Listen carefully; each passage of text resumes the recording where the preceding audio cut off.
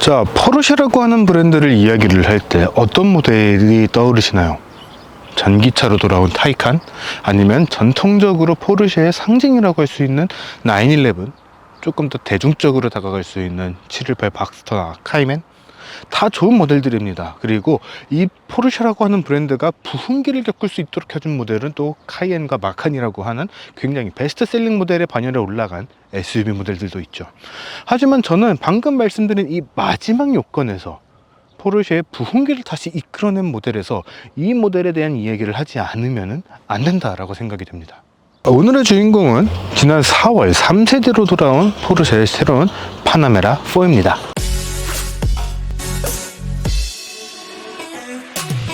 자, 여러분 안녕하세요. 카멘거진 최정필 기자입니다. 방금 말씀드린 것처럼 오늘의 주인공은 3세대로 돌아온 포르쉐 파나메라 4입니다. 사실 이 파나메라가 카이엔도 마찬가지기는 한데 포르쉐라는 브랜드가 다시 한번 조금 더 부유해지고 부흥할 수 있었던 계기로 만들어준 그런 모델이에요. 사실 포르쉐라고 하면은 람보르기니 그리고 페라리와 함께 3대장처럼 불리고 있는 브랜드죠. 스포츠카 브랜드라고 한다면은 누구나 로망으로 꿈꾸고 있는 그런 브랜드 중에 하나입니다. 그런 스포츠카 브랜드가 조금 더 대중적이고 다양한 사람들이 탈 수 있는 조금 더 스펙트럼이 넓은 모델을 만들어서 출시를 하기 시작을 했어요. 그리고 그 결과 포르쉐는 굉장히 더 본연의 것들에 집중할 수 있을 만큼의 체력, 재정적 체력을 얻을 수 있게 됐죠. 이 파나메라는 그 과정에 있어서 절대 빼놓을 수 없는 효자 중에 효자, 충신 중에 충신이라고 이야기를 할 수 있는 모델입니다. 오늘은 이 파나메라를 살펴보면서 3세대가 된 이 파나메라는 과연 어떤 특징을 갖고 있을지 하나씩 살펴볼 수 있도록 하죠. 자, 이 포르쉐의 디자인들을 보고 있으면 굉장히 재밌는 점들을 볼 수가 있습니다. 저는 이거를 포르쉐 디자인의 백브리핑 정도라고 이야기를 할 수 있을 것 같거든요. 각각의 모델들 그리고 이 모델들의 세대별로의 변천사들을 쭉 보게 되면은 이번엔 뭐가 바뀐 거예요? 라고 하는 반응들을 매번 볼 수가 있습니다. 그 정도로 이전 세대하고 이번 신형 모델하고 디자인의 차이가 거의 느껴지지 않는다라는 것들인데, 이렇게 각각의 모델들을 떼어서 보게 되면은 거의 비슷한 느낌들이 많이 들어요. 근데 이 모델들을 쫙 깔아놓고서 보게 된다면은, 동시에 보게 된다면은 다 다른 디자인을 갖고 있다는 것들을 알 수가 있습니다. 그리고 이거는 한 모델뿐만 아니라 여러 모델들에서도 그런 느낌들을 골고루 받을 수가 있어요. 카이엔은 카이엔만의 디자인, 마칸은 마칸만의 디자인, 911은 911, 타이칸은 또 타이칸만의 디자인을 갖고 있죠. 그리고 그거는 이 파나메라도 마찬가지입니다. 파나메라도 각각의 세대 혹은 부분 변경 때마다의 디자인들을 따로 보게 된다면은 좀 달라진 것 같기도 한데 거의 차이 없는 것 같아 라는 생각들을 많이 받게 돼요. 그런데 이 차들을 쫙 깔아놓고 한 번에 보게 된다면은 각각의 단계마다 확실하게 디자인이 변경이 됐구나 라고 하는 것들을 분명하게 느낄 수 있는 그런 디자인의 변화들을 가져갔다라는 거예요. 그래서 이번 3세대 파나메라는 1세대 부분 변경, 2세대 부분 변경, 그리고 이 3세대에 이르기까지 각각의 변화마다 완전히 다른 모습들을 가져가게 됐습니다. 특히 이번 파나메라 같은 경우에는 직전 모델과 비교를 했을 때 안에 들어가 있는 기술들 같은 것들도 완전히 바뀌게 됐거든요. 그렇기 때문에 이번 파나메라는 겉에서 보이는 디자인의 유사성이 조금 느껴지고 파나메라라는 이름이 그대로 이어졌을 뿐 완전히 다른 모델이 됐다라고 이야기를 할 수 있을 정도예요. 외관 같은 경우, 전면부 같은 경우에는 기존의 파나메라하고 911의 디자인이 더 확실하게 섞여 있는 그런 모습들을 볼 수가 있습니다. 헤드램프를 기점으로 해서 확실하게 좀 툭 튀어나와 있는 그런 디자인, 더 개구리 같은 디자인들을 더 강조를 하게 됐고요. 그러면서도 가운데 보닛이 있는 부분 같은 경우에는 굉장히 과격한 파우더를 적용을 하면서 더 스포티한 느낌들을 확실하게 보여줄 수 있는 그런 디자인을 가져가게 됐죠. 거기다가 옆 측면에 눈물 자국처럼 내려오는 거, 사실 요거는 타이칸에서 이번에 빠졌어요. 그렇기는 한데 이번 파나메라에서는 눈물 자국 같이 살짝 내려가는 라인들을 적용을 해주면서 더 새로운 느낌들도 만들어주게 됐죠. 사실 파나메라를 비롯해서 포르쉐 모델들의 디자인들을 좀 확실하게 달라졌구나 라고 느낄 수 있는 포인트들은 이 아래쪽입니다. 범퍼 아래쪽에 들어가는 이런 간격 같은 것들이 확실하게 변경이 되는 그런 모습들을 볼 수가 있거든요. 그렇기 때문에 이번 파나메라도 그런 측면에서 더더욱더 넓은 공간들, 공기를 좀 탐욕스럽게 빨아들여서 최고의 성능을 낼 수 있는 최고의 냉각 성능을 만들어야 돼 라는 것들이 좀 병적으로 들어가 있는 듯한 그런 널찍널찍한 공간들을 확보를 하면서도 이 라인업 이 라인들을 완전히 새롭게 디자인을 해서 또 인상도 완전히 바꿔버렸다라고 이야기를 할 수가 있는 거죠. 그런데 옆모습 같은 경우에는 영락 없는 그냥 파나메라예요. 조금 이상하게 들릴 수도 있는데 그냥 파나메라가 가지고 있었던 그 디자인들, 다른 이전 모델들과 비교를 해서 봤을 때도 저 옆모습만큼은 다 똑같은 파나메라 같아 라는 생각이 확실하게 드는 그런 정체성을 보여주는 실루엣을 가지고 있다라고 이야기를 할 수가 있습니다. 특히 2세대가 되면서부터 확실하게 911의 디자인 라인을 그대로 가져가게 된 이 뒤쪽 모습 같은 경우에는 파나메라가 그래도 911의 디자인을 가지고 있고 또 그럼에도 불구하고 포르쉐구나 라는 것들을 확실하게 보여주는 포인트라고 생각이 돼요. 사실 1세대 파나메라가 나왔을 때 굉장히 욕을 많이 먹었던 그 포인트를 아직도 기억을 하고 있습니다. 세단 형태가 되면서 뒤쪽이 조금 뭉툭하게 꾹 좀 튀어나온 듯한, 부풀어 오른 듯한 그런 라인으로 뒤쪽이 마감이 됐었어요. 그래서 제가 지금 딱 서 있는 B필러 쪽을 기준으로 해서 이 앞쪽 같은 경우에는 포르쉐 디자인들이 좀 남아있다라고 했었다면은 이 뒤쪽 같은 경우에는 야 이상한데? 라는 생각들은 많이 들게 만드는 디자인이었다라는 거예요. 근데 그런 것들이 2세대가 되면서부터 확실하게 911과 유사한 라인으로 변경이 됐고, 스포일러 같은 경우에도 더더욱 과격하게 펼쳐지도록 디자인을 하면서 멋도 챙기게 됐고 기능도 챙기게 됐다라는 거예요. 지금은 이렇게 봤을 때 물론 타이칸을 개발을 해서 만들어서 판매를 하면서 더더욱 이런 형태에서 익숙해진 그런 느낌들도 분명 있을 겁니다. 하지만 딱 이 라인을 봤을 때 파나메라라는 모델의 디자인이 계속해서 진화를 해서 이제는 이질감 없이 확실하게 그냥 포르쉐 모델이라고 이야기를 할 수가 있는 그런 디자인이 적용이 되고 있구나 라는 것들을 이제는 알 수가 있는 거죠. 그래서 저는 개인적으로는 파나메라를 그동안 시승을 하면서는 이 뒤쪽에 대한 리뷰가 되게 하기 싫었어요. 가장 포르쉐답지 않아 보이는 디자인을 갖고 있었기 때문이거든요. 근데 딱 2세대부터 그리고 지금에 와서는 빼놓고 이야기를 할 수가 없는 그런 디자인이 됐다라고 생각이 됩니다. 물론 제가 일부러 스포일러를 펼쳐놓기는 했어요. 근데 이게 들어가 있다라고 했을 때도 테일 램프의 디자인부터 범퍼의 디자인까지, 그리고 밑에 과격하게 튀어나와 있는 배기구에 이르기까지 모든 요소 하나하나가 그냥 포르쉐 같다라는 느낌들이 확실하게 드는 그런 디자인을 만들어 놓게 됐다라는 겁니다. 이제는 그래서 어쩔 수 없이 그 차의 형태가 SUV인 카이엔이나 마칸을 빼고는 어떤 모델을 보더라도 911 같은 느낌들을 확실하게 받을 수 있는 그런 디자인들이 적용이 되기 시작을 했어요. 그래서 이번 파나메라 같은 경우에도 굉장히 과격하면서도 멋진 그런 세단인데 세단답지 않은 완전히 스포츠카스러운 디자인들이 이 뒤쪽에 적용이 되어 있다라고 보시면 될 것 같습니다. 근데 그렇다고 하더라도 이 차는 911보다는 편해야 되거든요. 그런 것들을 그래도 좀 확인을 할 수 있는 게 트렁크 공간이라고 생각이 됩니다. 범퍼가 상당히 위쪽으로 높게 올라와 있기 때문에 트렁크 공간은 안쪽으로 좀 파여 있어요. 하지만 덕분에 트렁크의 수납 공간은 상당히 넉넉한 편에 해당을 합니다. 이전에 파나메라 같은 경우에는 조금 짤막한 느낌들이 좀 있었습니다. 하지만 이제는 그런 것들도 전부 다 극복을 해서 굉장히 넓은 트렁크 공간, 심지어 요 뒷바퀴하고 요 사이에 있는 공간들 안쪽을 좀 뚫어 놓게 되면서 골프백도 충분히 수납을 할 수 있는 그런 공간이 만들어졌죠. 골프백을 수납을 할 수 있다는 거는 그에 준하는 길이의 이 화물들은 그냥 뒷좌석 폴딩을 하지 않고도 그대로 수납을 할 수 있다는 이야기가 되거든요. 그 말은 공간의 활용성과 효율성이 굉장히 좋은 스포츠카가 탄생을 했다라고 이야기를 할 수 있는 겁니다. 자, 이번엔 파나메라 4의 실내로 들어왔습니다. 파나메라 4의 실내 같은 경우에는 그동안에 만나볼 수 있었던 여러 포르쉐 디자인들, 특히 최근에 적용이 됐었던 카이엔이라든가 타이칸에서 만나볼 수 있었던 것들이 그대로 적용이 되면서 요 센터 콘솔 쪽이 더 변화가 됐다라고 보시면 될 것 같아요. 사실 개인적으로는 이렇게 바뀌면서 조금 불만인 것 중에 하나가 요 송풍구에 대한 조절입니다. 사실은 편하지는 않아요.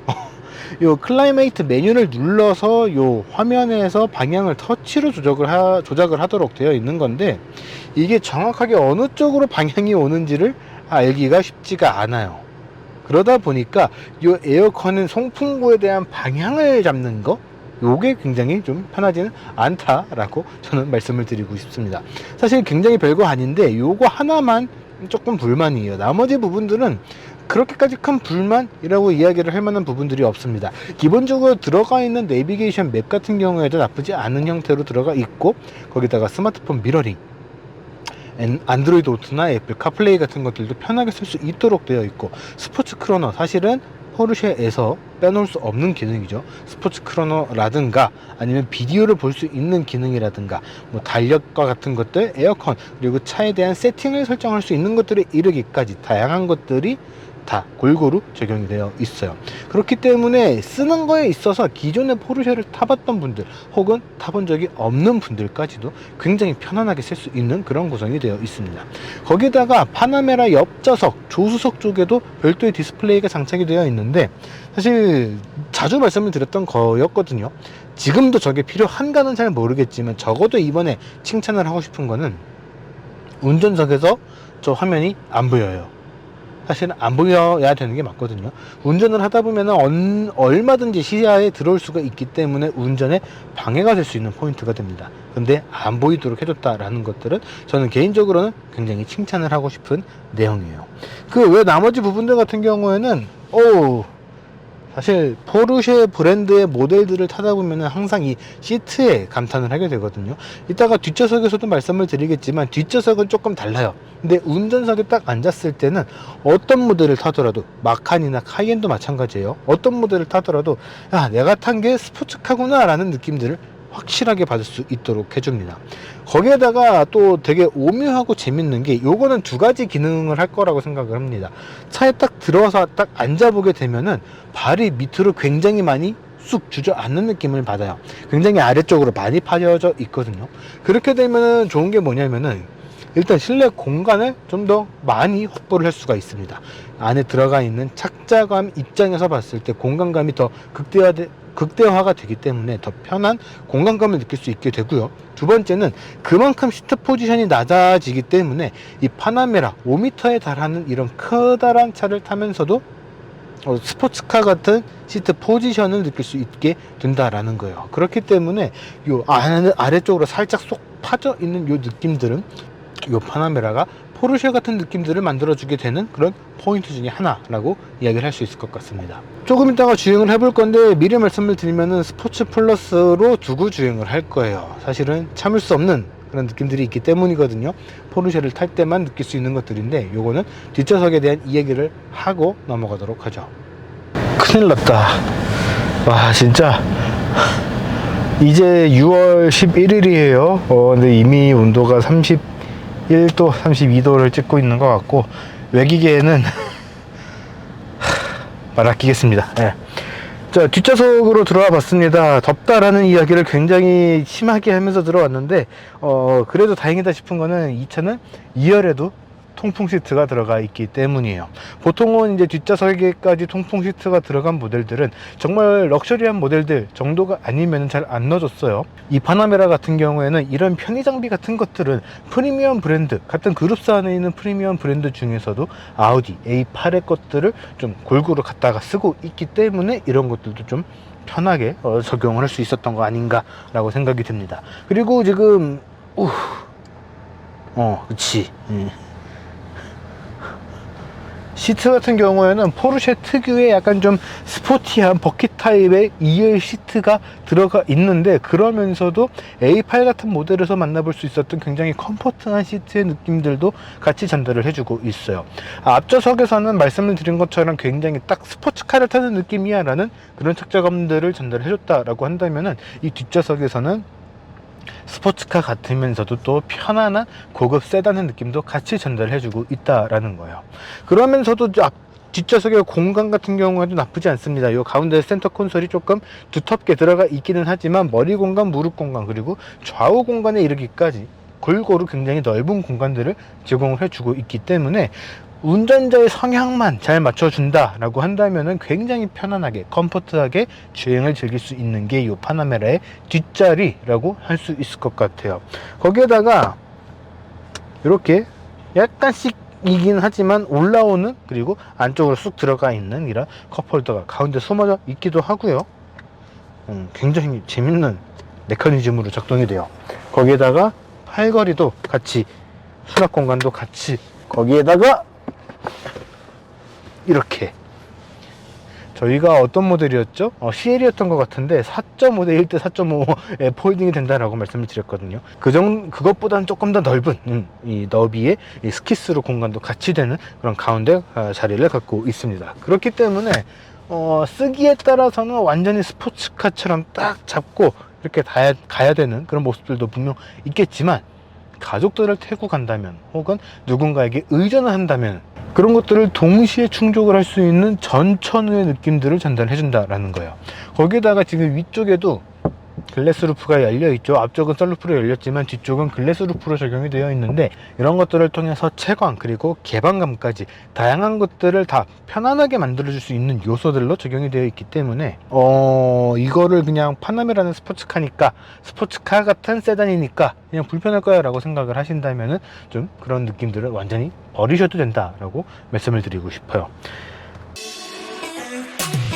자, 이번에는 이 파나메라 4 직접 주행을 해보도록 하겠습니다. 사실 파나메라라는 모델이 생각보다 라인업이 다양하죠. 물론 이제 파나메라만 그런 건 아니고 포르쉐 자체가 라인업이 상당히 다양하게 되어 있는데, 파나메라 4, 파나메라 4 하이브리드, 파나메라 4 터보, 뭐 파나메라 GTS 뭐 이런 식으로 굉장히 다양한 라인업들이 존재를 하고 있습니다. 그리고 파나메라 4는 그 중에서 가장 얌전해요.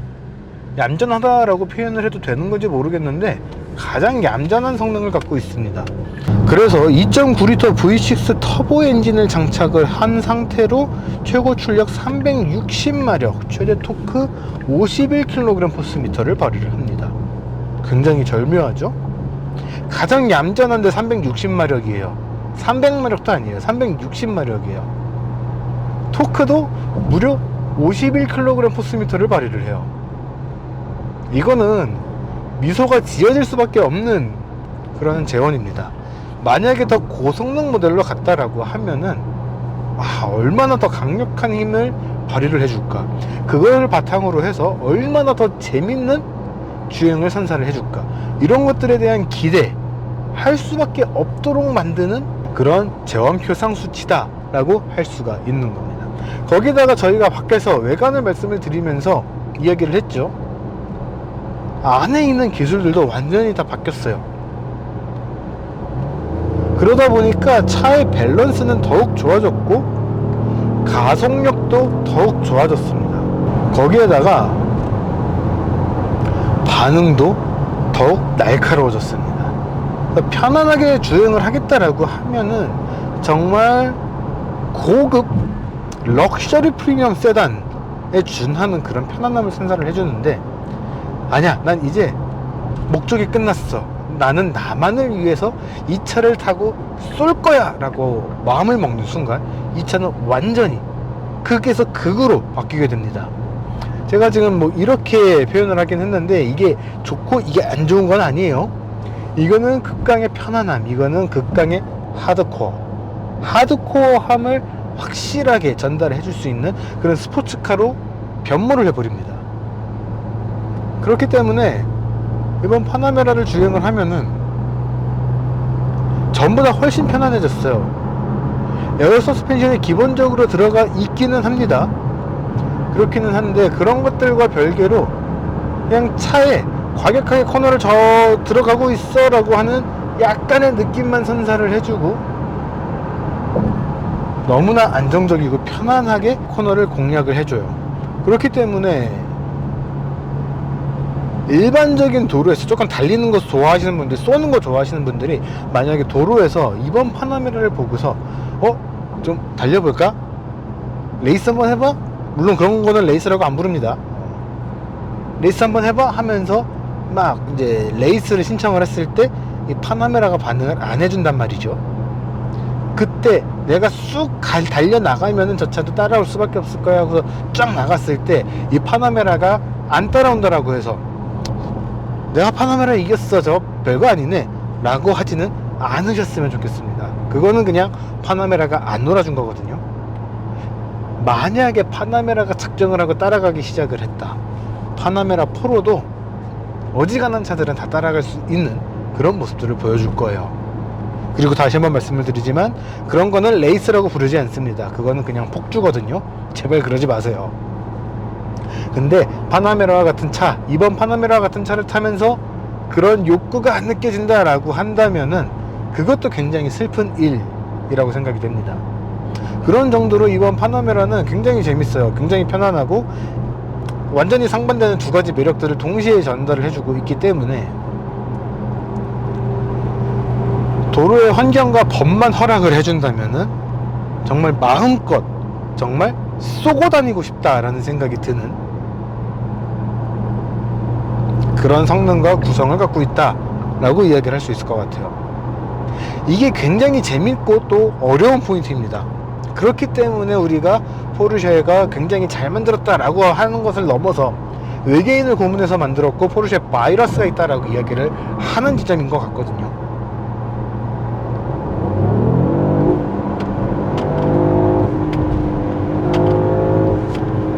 이런 반응들을 어떤 세단에서 느낄 수가 있습니까? 자, 좀 어지간히 잘 달린다라고 하는 브랜드의 차들에서도 그 브랜드의 색깔이라는 것들이 조금씩 남아있기 때문에 그런 것들을 살리려고 하기 때문에 편안함을 계속해서 강조를 한다거나 편안한데 스포티한 느낌, 스포티하지만 편안함도 느낄 수 있는 느낌, 그렇게 표현을 하게 되는 건데, 이거는 편안하지만 스포티한 느낌들이 남아있는 건 뭐 그런 것들이 아니라 그냥 스포티해요. 기본적으로 스포티해요. 그렇기 때문에 이 파나메라를 쉽게 놓을 수가 없는 것 같아요. 그리고 그렇기 때문에 시장의 반응도 카이엔 마칸과 함께 야 그래도 이것도 포르쉐네, 이것도 스포츠카네 라고 이야기를 하면서 리얼 진짜 오래된 포르쉐 올드 팬들은 야 그걸 어떻게 포르쉐라고 불러? 라고 이야기를 하지만 많은 시장의 반응들은 야 그래도 포르쉐다, 야 이 맛에 포르쉐 타는구나, 그래서 결국에는 911 사고 싶다로 이어지게 만드는 그런 평가를 주는 게 이번 파나메라 4인 것 같습니다. 가격만 좀 어떻게 더 싸게 안 될까? 그래서 이 차의 요 성능들이나 구성들을 보고 있으면은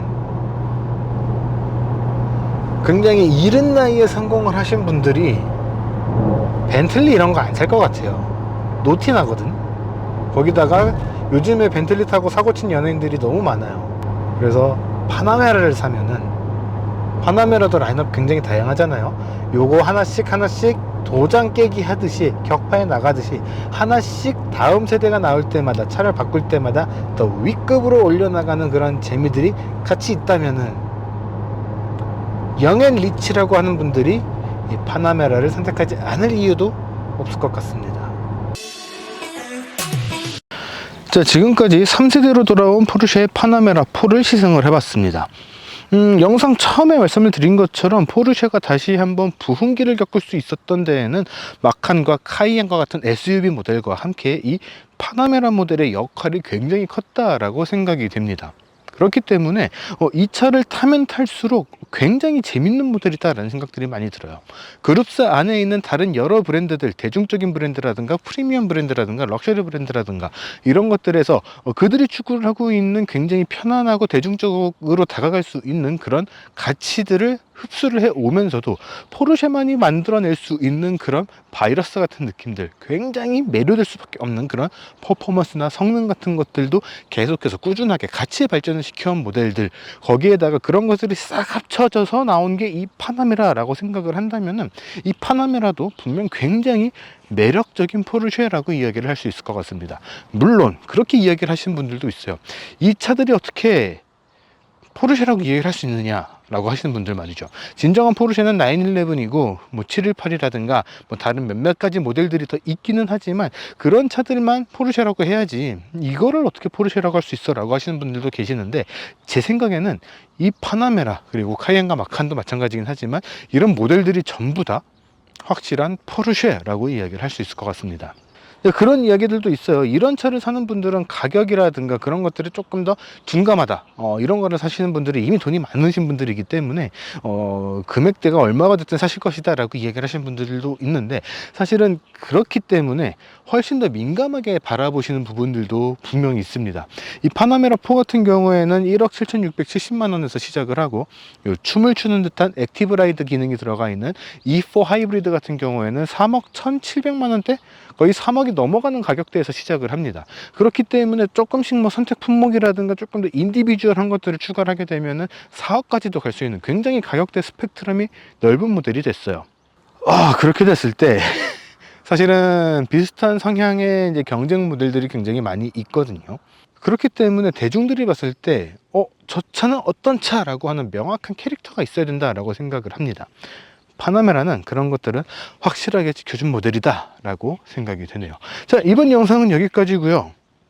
물론 이 춤을 추는 듯한 액티브 라이드가 빠져있는 그냥 파나메라 4이기는 했지만 저는 굉장히 재밌게 탔거든요. 여러분들도 기회가 되신다면 꼭 한번 살펴보시고 또 경험도 해보셨으면 좋겠습니다. 이번 영상은 여기까지고요. 저희는 또 조만간 다른 영상으로 돌아올 수 있도록 하겠습니다.